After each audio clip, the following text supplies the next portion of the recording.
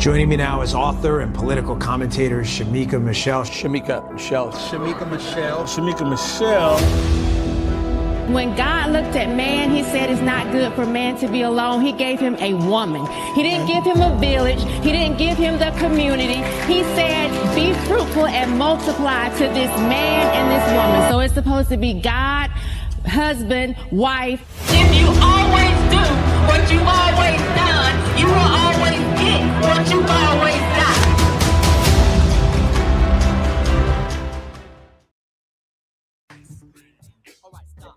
Collaborate and listen.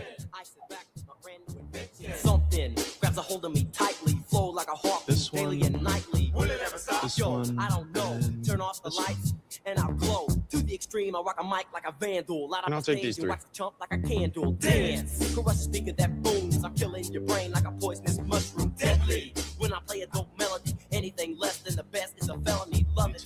You better gain weight. You better hit bulls out of kid, don't play. If there was a problem, yo, I'll solve it. Check out the hook while my DJ revolves it. Yes, motherfucker. Yes. You're getting those pants in every color, bro. You seeing this shit? Hey, Mark Kaepernick. Very nice to meet you.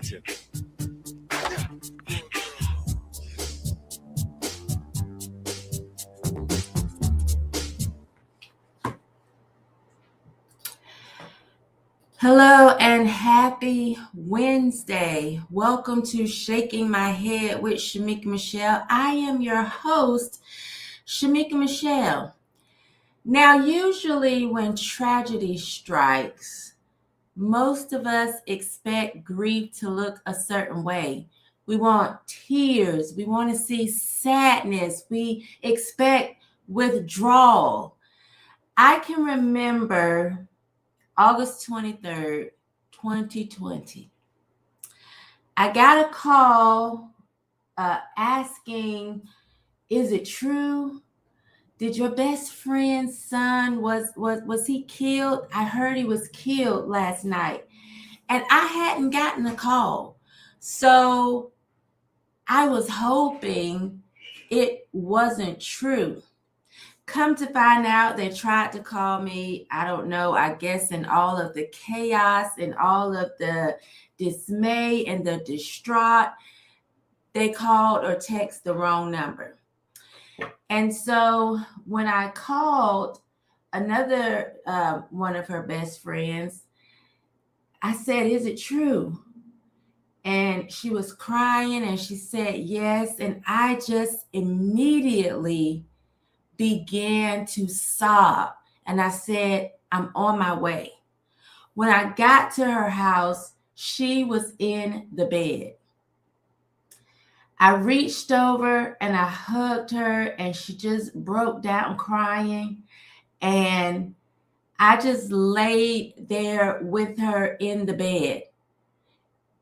I don't know if she got out of the bed that day at all. I don't remember her ever getting out of the bed.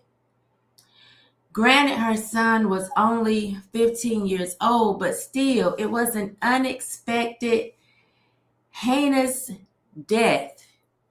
He was actually in the wrong place at the wrong time. He was not the targeted victim. He wasn't the person they were trying to kill.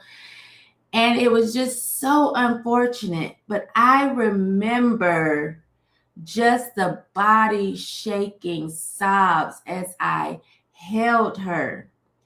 And it was days of watching her trying to get his funeral together and just sometimes just crying and us just sitting there in silence as she cried, as she looked through old pictures. And it was a horrible, horrible, horrible time. That was 2020. Here in 2026, just her birthday was just yesterday. She still wears a pin with his picture on it to try and include him when they are celebrating things or, just anything happy going on. That's her way of including him, although he's no longer here and he's been gone now almost 6 years. There is absolutely no question that she has grief. I've watched the tears. I've watched the sadness. I can remember the marches for justice, the constant posts for finding the killer and bringing him to justice. It was as if this death consumed her entire life, although she has 3 other children. One who was even younger than her son who was murdered. So I just remember seeing all of this and I thought, this is tragedy. She is absolutely grieving. And I just have example after example after example of watching people grieve their loved ones, especially after times of tragedy. However, I also understand, as someone who has studied psychology, as a certified life coach, I understand that grief doesn't always follow a script. Recently, allegations surfaced that Erika Kirk spent more than $1,000 on the day after Charlie's death. And some people believe this behavior is strange. It immediately raised questions. Others say grief can make people behave in ways that seem unusual. We know that for the last 6 months, people have been saying people grieve differently. People grieve differently. People grieve differently. And this isn't the first time this debate has happened. We are often hearing people grieve differently.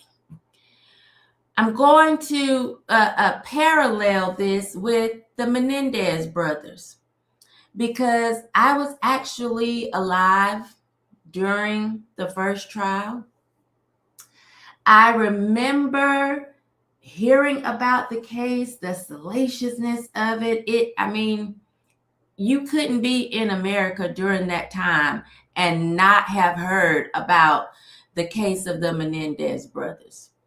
After the deaths of their parents, Lau Menendez and Eric Menendez reportedly went on a major shopping spree. During the Menendez brothers' trial, prosecutors argued the spending showed a lack of grief, financial motive, but supporters argued it was just shock. Supporters of the Menendez brothers said it was psychological coping. Supporters of the Menendez brothers said it was denial. And these disagreements highlight how behavior after tragedy is interpreted differently depending on perspective. As I just said, it's come out allegedly Erika Kirk spent over $1,000 the day after Charlie's murder. I'm going to share with you this clip that is now making its rounds. It has gone viral. I am making sure to say allegedly because, we don't know. And this is really right now just in the court of public opinion. She's not on trial. She's not been accused of any wrongdoing. But people are asking questions and people are wondering and people are feeling like it's highly suspicious. Let me just play it for you in case you haven't seen it. And then we're going to move on to talk about the stages of grief. and what it looks like, and to just have a fair, hopefully, and balanced conversation on the stages of grief. So I got an email today from someone that works at Aloe, and they looked up Erika's account, and it appeared that she had spent over $1,000 buying Aloe clothing the day after Charlie was. You can see it clear as day on the receipt. Erika Francevey, her maiden name, purchased $1,043.30 worth of clothing on September 11th, 2025 at 11 a.m. Guys, put this into perspective. I'm looking it up here. Charlie Kirk was announced to be at 4 p.m. on September 10th. Not even 24 hours later, Erika went home, woke up in the morning, and bought an Aloe tracksuit. I don't even know what's more egregious to me. The fact that she went on a shopping spree not even 24 hours after her husband was publicly assassinated, or the fact that she shops at Aloe, because let's be honest, their clothing is extremely overpriced for really cheap material. I hate Aloe. And the reason this doesn't make any sense is because, like I was saying before, if she was buying like a black sweater, like all of Aloe's clothing like has a fat ass ugly Aloe logo on it. And it's gym clothes. You're not going to wear gym clothes to the wake, which leads me to believe it had nothing to do with that. She just wanted to go on a shopping spree. It's giving Gone Girl.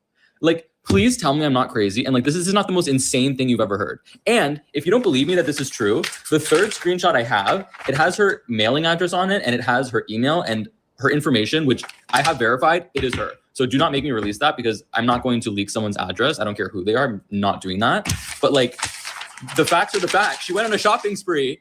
Guys, literally think about it. Before the body was even cold, she woke up in the morning, went online, and bought this cheap ass clothing and got it shipped to her house. And I'm really not trying to be over dramatic here, but I think this is one of the most significant pieces of information we have uncovered so far, because it's so telling of who she is. For those of you that have suffered a loss, for example, even if you suffer the loss of somebody who is maybe a grandparent, someone that's older, who you knew was getting sick, when you find out that they're gone forever, you are catatonically depressed. You cannot get out of bed for days. You're in a state of shock. You're shocked. You won't be able to go to bed. You think you're in a nightmare. The husband was publicly assassinated, and you went on a shopping spree to buy gym clothes, to buy like a yoga mom outfit.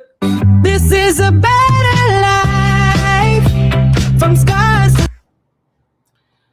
Okay, so that's the video making its rounds. And again, we're going to talk about the stages of grief from a well-known psychologist, Elizabeth Kubler-Ross, and just talk about the model that she has given us for the stages of grief. One of the stages, and these are not always in order, we understand that, but I want to make sure that's clear. But one of the stages is denial, shock, or emotional numbness. Just not feeling anything, not being able to show any type of emotion. As I was talking about my best friend, it came back to my memory when my uncle was murdered, and it's been 22, almost 23 years ago. But I remember my grandmother just not showing any emotion. I'm assuming it was denial, because he was no longer living in the state. We didn't get to see him as much as we used to prior to him moving. But she was just numb. Like, I didn't see any feeling from her, no emotion, no breakdown, just nothing, just numb. So this is one of the stages of grief. It's denial. We often have anger, frustration, or blame. Listen, I've had so many people to go on, or, to the other side in my family. I have countless examples, but I remember when another uncle, his wife was murdered, and he was actually in Germany in the military at the time. When we called to give him the horrible news that his wife had been murdered, I remember him saying, "I'll be there in 48 hours and I'm killing everybody around." just angry. I had never, and I still to this day have never seen or heard him be so angry. Many times, anger, frustration, or blame is a stage of grief. You also have bargaining, trying to make sense of the loss. Recently, we had a tragedy here where this popular teacher at one of the high schools here, her and her husband were killed in a car accident, at the same time leaving behind 5 children. And it seemed like there was just a lot of bargaining going on, trying to make sense of why these kids had to be left without their mother and father being gone at the same time. Like, that's usually just, you're trying to make sense of it. You can't really wrap your brain around it. Nothing actually makes sense. I saw a lot of that as well when Charlie Kirk was murdered, just trying to make sense of such a horrible tragedy. And maybe Erika did this behind closed doors. Maybe people close to her could say that, you know, she actually did go through this stage of grief. Maybe she went through anger. Maybe she went through denial. Maybe the Menendez boys as well. And it was just not seen in the public. Depression is also a stage of grief, deep sadness and withdrawal. I know with my best friend, there have been days, even still, almost 6 years later, she can't get out of bed. Just extremely depressed, whether it's his birthday or the date he was actually killed, she still experiences moments of depression where she just withdraws. She withdraws. She doesn't want to talk. She doesn't want to be around people. And I have to remind myself all the time that there still may be moments where she's actually grieving. I remember when her son was killed, and I oftentimes call him my nephew, although people say, oh, I thought you were an only child, but we've been best friends since we were 6 and 7 years old. But I remember when her son was killed, and my grandmother said, that's a pain that I wouldn't wish on anyone, having to bury your own child. She was telling me to be patient and to be understanding, because that's a grief that most people never will know, and hopefully they won't, but that we also just can't even understand. So even now, if I'm reaching out and I don't get an answer or a response to a text, I have to remind myself that that's a stage of grief, just going into depression. And it sometimes comes out of nowhere. Just withdrawing and not wanting to be around people. Also, a stage of grief is acceptance, trying to adjust to reality. And I want to clarify this, that modern psychology emphasizes that these stages do not occur in a strict order. Sometimes people just say, okay, this is what it is, and just try to go on with life. I watched that with my mom, just trying to quickly adjust to the fact that her brother had been murdered. She stepped into, I need to call his landlord, and I need to make sure, any of his clients, they know, and literally going back to work the next day, just trying to accept it.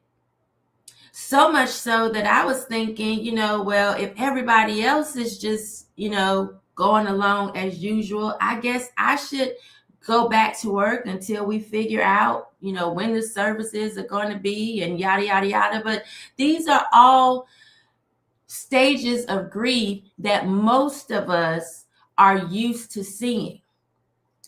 But there are also some unusual grief behaviors. So sometimes tragedy can produce unexpected reactions. These examples include distraction through activity. Again, going back to my mom just jumping into action and going back to work, not only did I say, I guess I need to go back to work as well, I was a little annoyed. Just being completely open, honest, and transparent, I was a bit annoyed that everybody seemed to just be, let's still go to work. I wanted everybody to sit around and go through pictures and be sad and reminisce, and just immediately, that's not what happened. People decided, okay, life is going on. We need to get back to work. I got to work tomorrow. No need to take it off. And it's an unusual grief behavior, but it's a behavior nonetheless. An unusual grief behavior is also, as I was studying, looking into this, because listen, let me be the first one to admit, when it comes to Erika Kirk and some of the things that we have seen in the public, it has struck me as kind of odd. It has struck me as very suspicious. It has struck me as a bit sketchy-etch, to use my own term. But I said, let me, look into this a bit further, especially after these videos and these receipts came about or whatever. But impulsive spending, it's an unusual grief behavior, but it is a grief behavior nonetheless.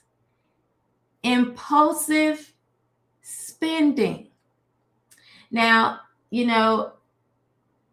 again, I don't know anyone who just decided, oh, my husband was murdered, let me get me something to wear off the plane. I don't know. But according to psychologists, it's an unusual grief behavior, but it is a grief behavior nonetheless.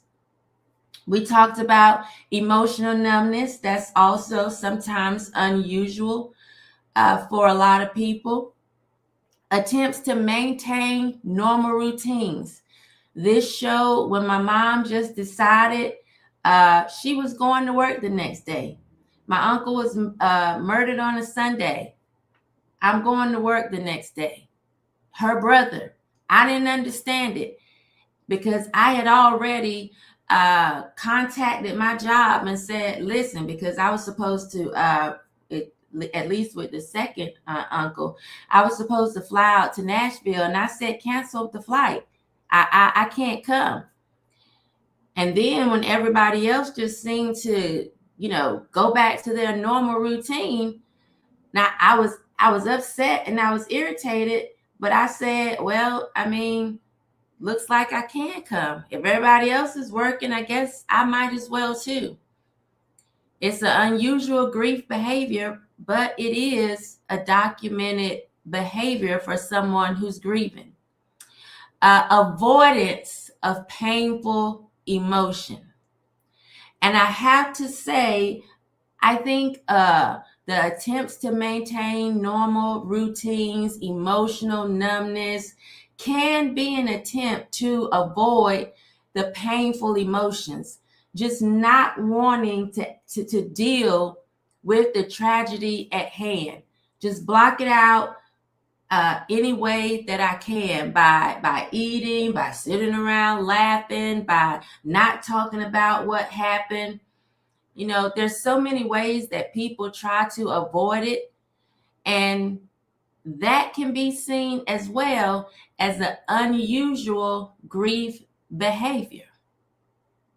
The brain sometimes searches for ways to escape overwhelming emotional pain.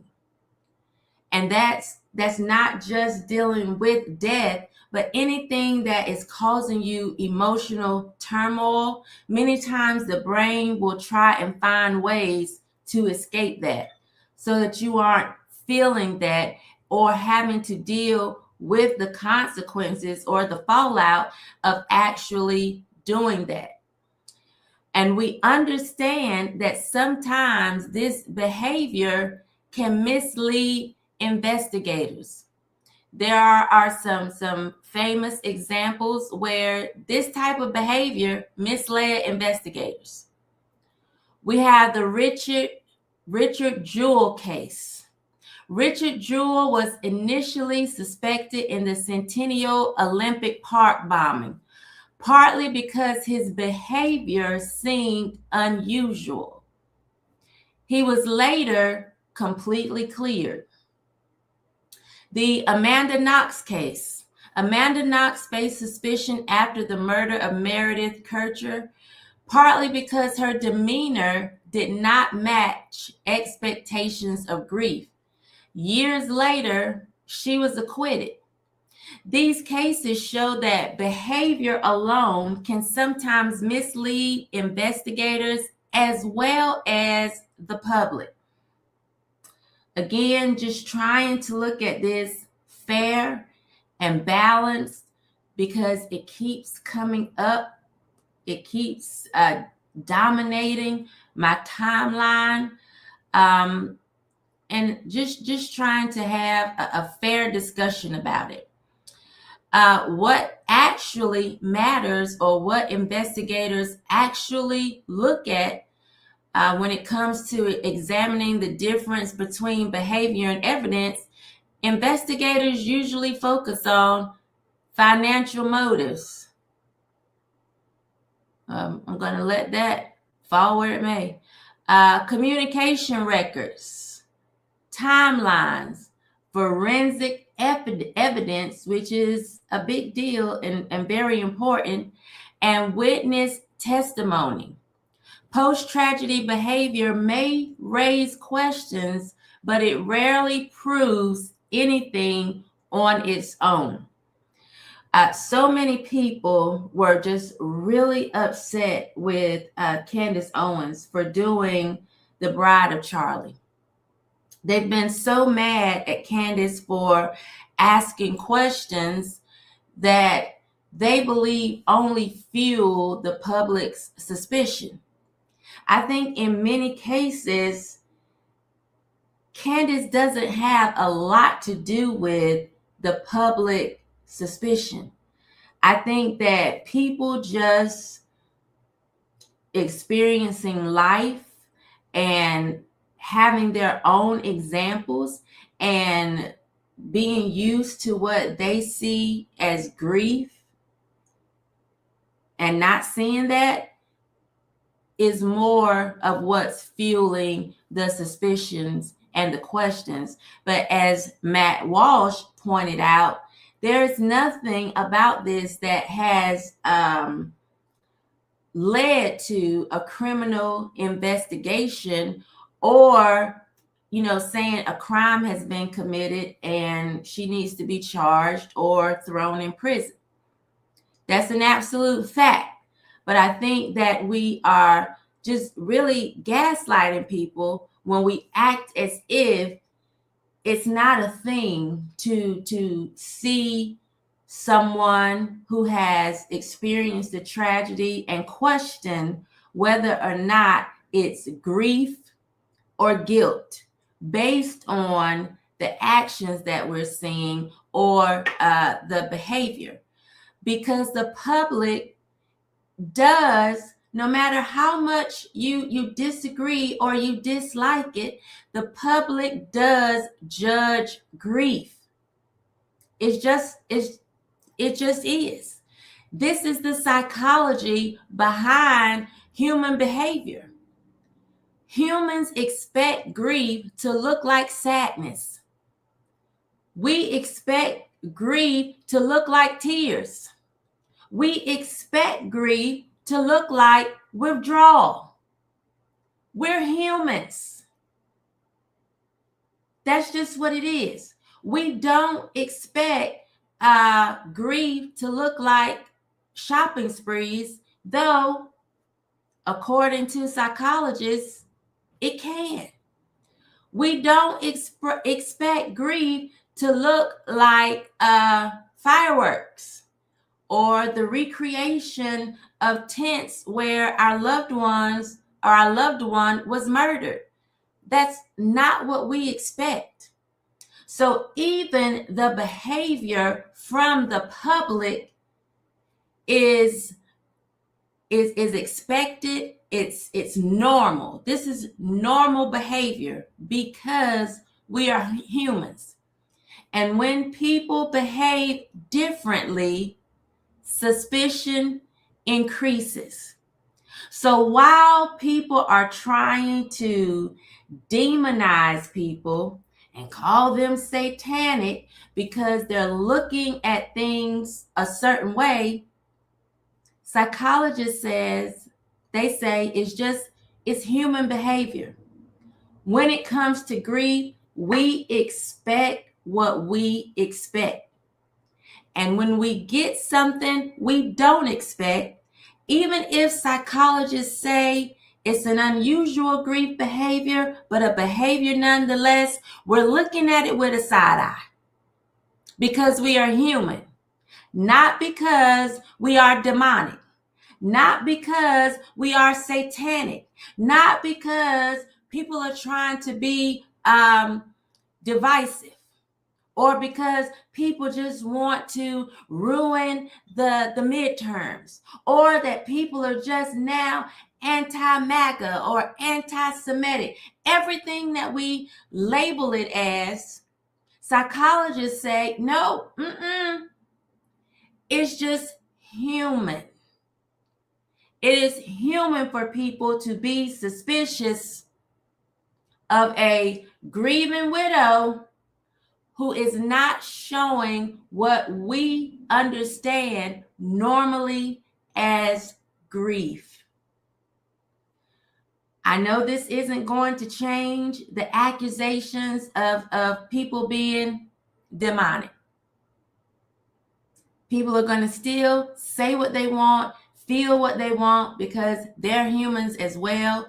But I just wanted to let you all know that while all of these things can show grief, be it usual or unusual, people questioning it is usual as well. It's expected because of how we as humans are used to seeing grief, how we normally ourselves process grief. And when things look differently, it raises questions. To this day, here in 2026, there are people who believe the Menendez brothers are innocent, or they at the very least believe it was deserved because of what they were dealing with at home. And so when it came up and they could have possibly been paroled last year, there were people, even their own family members, in support of letting them out of prison, feeling like they've served time, they've accepted, they've done their time, they did the crime, they've done their time, punishment should just be over. So we also understand why there are some people saying, hey, stop asking these questions because nothing is wrong. There were people in the Menendez camp, the supporters, that felt like nothing is wrong. There's nothing to see here. Yes, they went on a shopping spree and acted as if they could not have cared less that their parents were murdered. And then there are those that felt like that was very sketchy-etch. And so here we are today asking the same questions simply because we are humans who pay attention and analyze other humans. That's just what it is. We expect our emotions or people's emotions to match the tragedy. That's just human behavior. And when it doesn't, people start asking questions. It is what it is. So, Erika Kirk, the Menendez brothers, and the psychology of grief. What we are witnessing, is it grief or guilt? I don't think that'll ever be a question in a courtroom, but I definitely understand why it is a question in the court of public opinion. It's all psychology. Head shakers, thank you for joining me today. Hi, Thomas, Nomad Dad. Hi, Khalees. Danteezy, Shamika Michelle, good interview on Harmony today, but you forgot to tell Jason about that theme music. Now, come on, Danteezy. Do you think Jason would actually listen to me? I'm a girl. Come on now. You clearly follow him, you know. It won't be immediate, I can tell you that. Even if there's a change, it won't be immediate. Hi, Miguel. Hi, Sharisa. Ponto Field 1 says $1,000 isn't shit. I don't think the amount is the question here. I think just waking up the day after your husband was murdered and it was all over the television and the internet and saying, I need a new sweatsuit. I think that's the question here, not necessarily how much she spent. Sharisa, exactly. You don't wear workout clothes to a funeral. Yeah. Sharisa says, he is so right. When my dad passed away, I stayed in the bed for an entire week. It's very debilitating for some people. Ponto Field says, when my best friend died in a car accident in Durham, North Carolina, I stayed in bed for days. I had friends stay with me. That's usually the way it is. I'm telling you, when my best friend lost her son, I mean, we were going there every day. Some people spent the night. I didn't. But it took a while.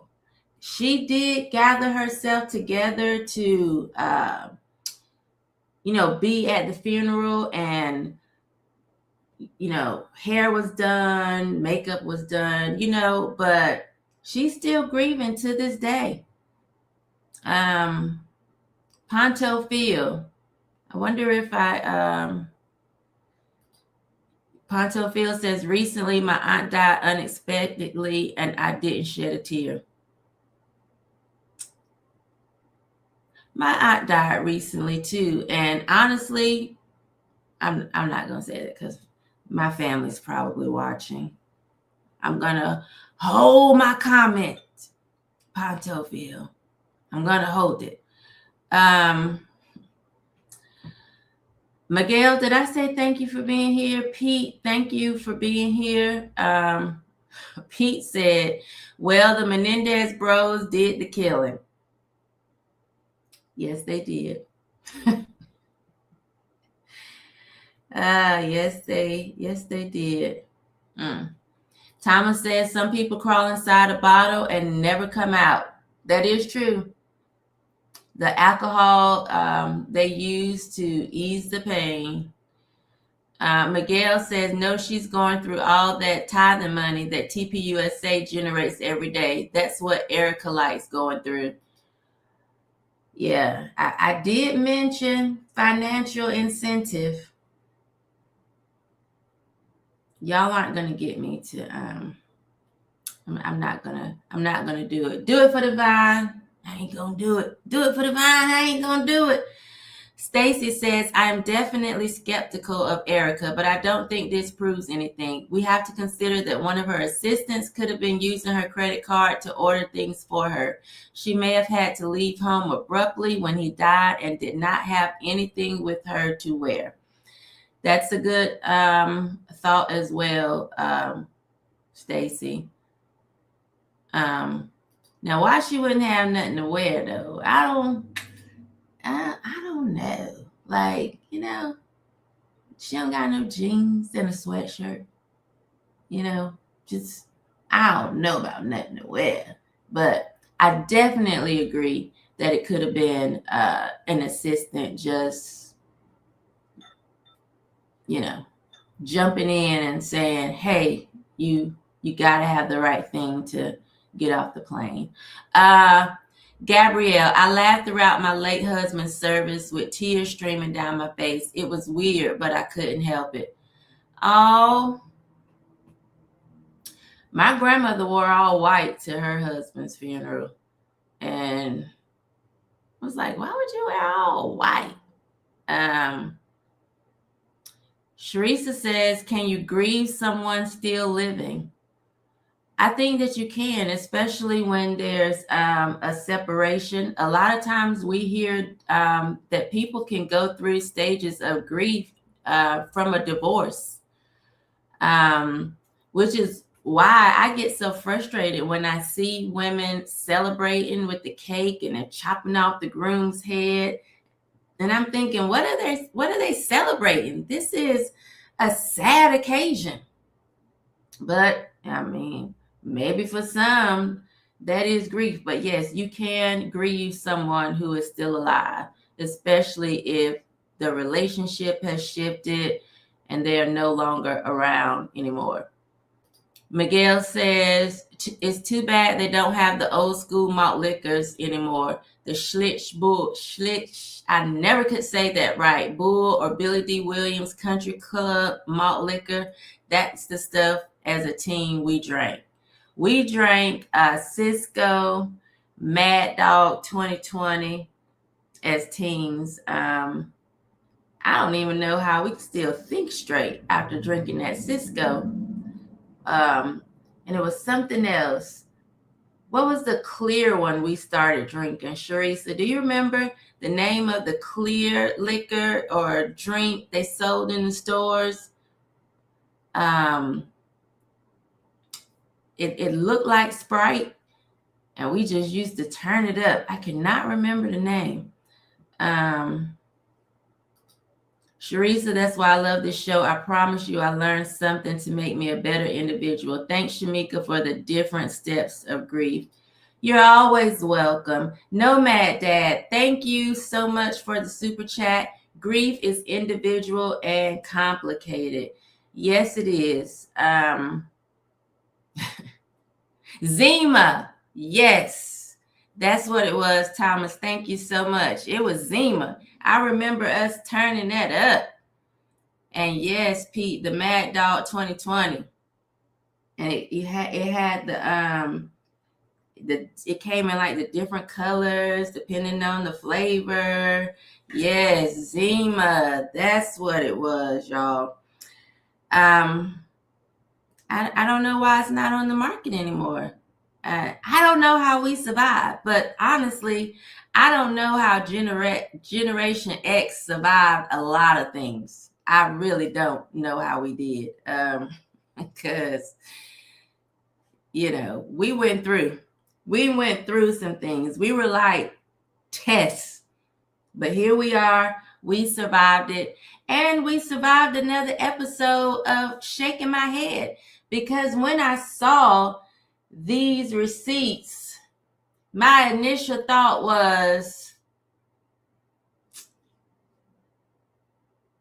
I shook my head, and then I thought some things that maybe I shouldn't think now that I know that even the unusual stages of grief are still stages of grief nonetheless. Anyway, I'll be back here tomorrow, same place, same time. or around about the same time, shaking my head about something else. Because the world is going to give us something to always shake our heads about. Thank you, head shakers, for joining me. Hopefully, these stages of grief help you, understand that you can lose a loved one and share their dead hands on social media and it be accepted as well. Anyway, let me remain fair and balanced. I'll see you guys tomorrow. Peace. Love you.